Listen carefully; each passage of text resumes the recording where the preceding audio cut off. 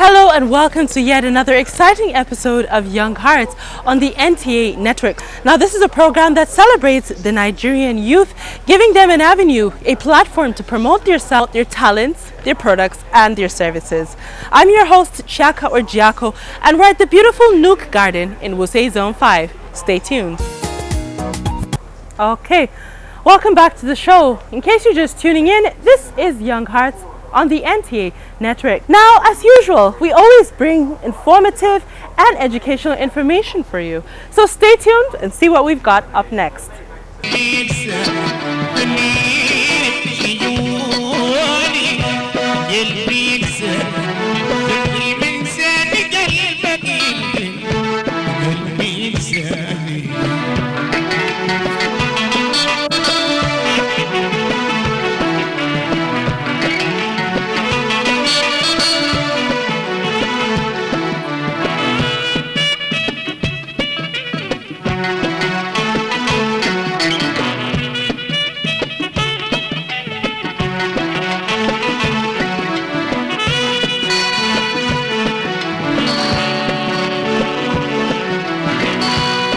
My name is Hamzat Lawal.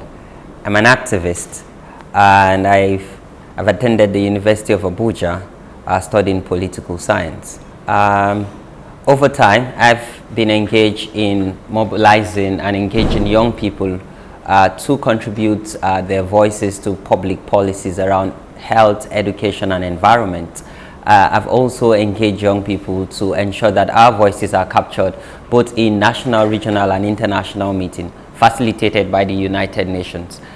Well, I believe that if as much as we're excited about the kind of change that we have in our country, it's important to contribute to this change. And wanting to contribute leads me to becoming an activist. I could have probably become a businessman or work with the civil service and make money. But I believe in life, achievement is wanting to shape your immediate community and how that translates into actions in your country and around the world. And I believe being an activist puts me in that space to wanting to shape my world, my community in a very positive way. Okay, my name is Hamzat Lawal. I'm with Follow the Money. We're just from a community outreach where we successfully convinced a family. But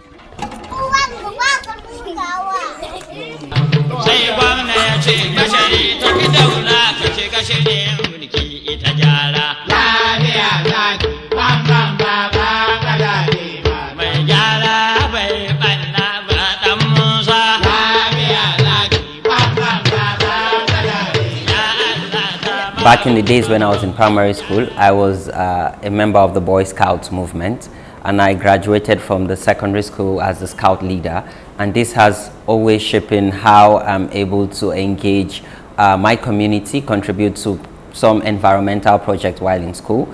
So this has really helped shaping how I see contributing towards sustainable development and how I see myself shaping public policies in terms of popularizing government policies, and also seeing how we can add the voices of the people who are meant to benefit or people who this has impacted in these policies.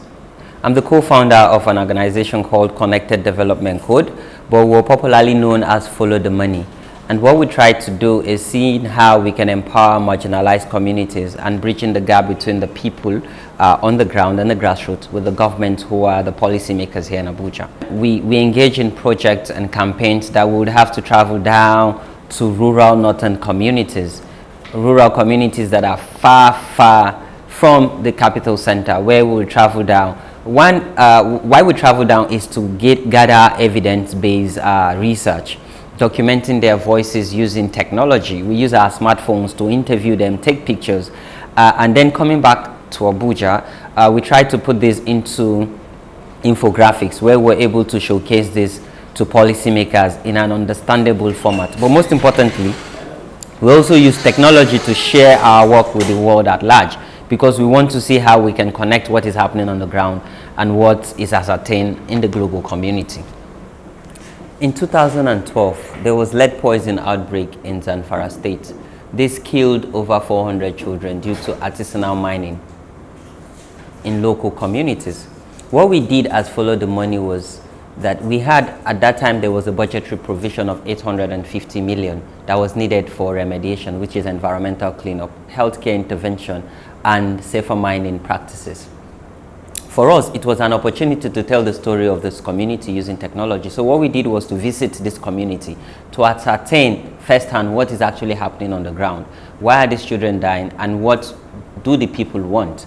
Coming back from this community, what we did was to break down the budgetary provision in this document to an understandable format and also translate it into Hausa language. One, it's for us to empower the community so they know the plans that government have. And what we also did with this was to advocate for the release of these funds, creating a hashtag called Save Bagega. When we went online, in less than 24 hours, we were able to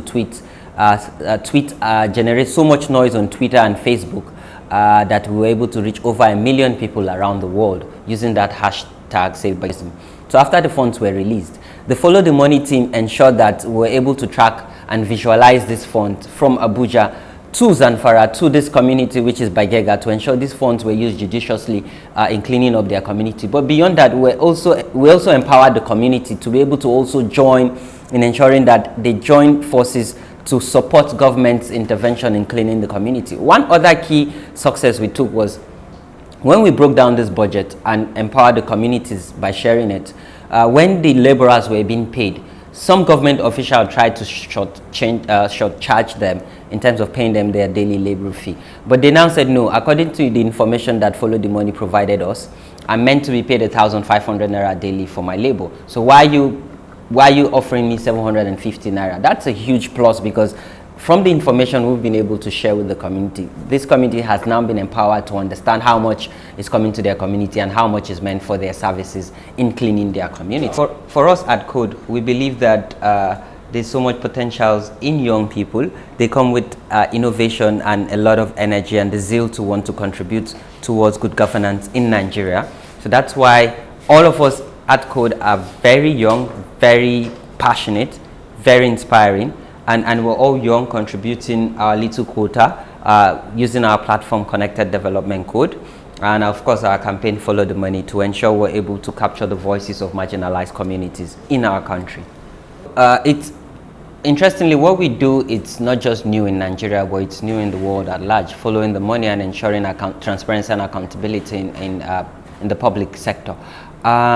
It comes with its own challenge, but what is exciting is social media makes our work much more easier, and most importantly, we've now seen the buy-in of both the citizen and the government, where they're able to also contribute and add their voices. Well, I would say that young people are not the future leaders. I would say young people are the leaders of today. We all have to come together and have a unified voice where we'll be able to contribute meaningfully to Nigeria's development, and how this also translates to inspiring other African countries to develop in the same space. So as young people, this is the time for us to engage in governance, in good governance. This is the time for us to use social media as a tool to propagate positive change and progress in our country.